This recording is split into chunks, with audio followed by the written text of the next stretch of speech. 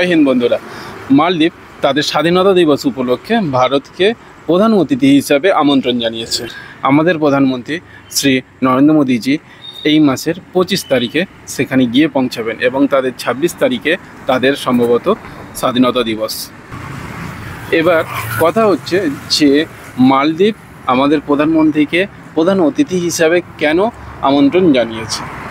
কিছুদিন আগে ধরে নাও তোমার 2 বছর, এটা 2025 সাল, 2023 সালে তারা একটা ক্যাম্পেনিং চালিয়েছিল মালদ্বীপ। কার নেতৃত্বে চালিয়েছিল? এখন যে রাষ্ট্রপতি মোহাম্মদ মুইজু তখন ছিল রাষ্ট্রপতি পদপ্রার্থী। সেটা ছিল তিনি 2023 সালে রাষ্ট্রপতি নির্বাচনে তিনি জয়লাভ করেন। কি ক্যাম্পেনিং ছিল? গেট আউট ইন্ডিয়া, মানে তিনি যদি জেতেন ইন্ডিয়ার সঙ্গে সমস্ত সম্পর্ক ছিন্ন করবেন এবং ইন্ডিয়ার সাথে তিনি রাজনৈতিক বলো প্রতিবেশী দেশ হিসাবে যা যা করণীয় সমস্ত কিছু থেকে ইন্ডিয়ার সঙ্গে তাদের সম্পর্ক কাট আউট করবেন। সেই নিয়ে তাদের জনগণ তাকে ভোটও দিয়েছিলেন এবং তিনি জিতেও ছিলেন।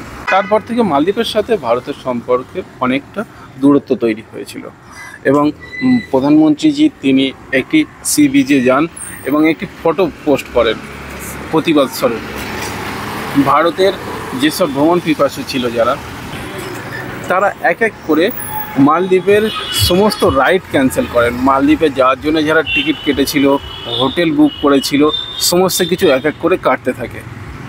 এতে মালদ্বীপের পর্যটন কেন্দ্র, পর্যটনের থেকে যে অর্থ আসতো তাদের, সেটা অনেকটা ক্ষতিগ্রস্ত হয়েছিল।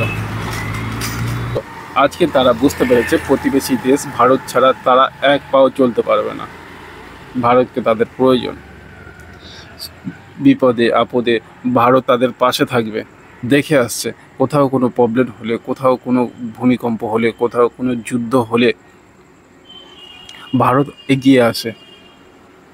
খাদ্য সামগ্রী থেকে শুরু করে, মেডিসিন থেকে শুরু করে, ডক্টর থেকে শুরু করে ভারত সেই সব দেশের পাশে দাঁড়ায়।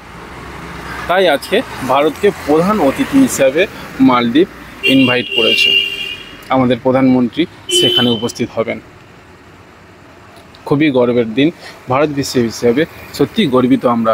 আজকে ভারত বিশ্বকে নতুন পথ দেখাচ্ছে। জয় হিন্দ, ভালো থাকবে সবাই।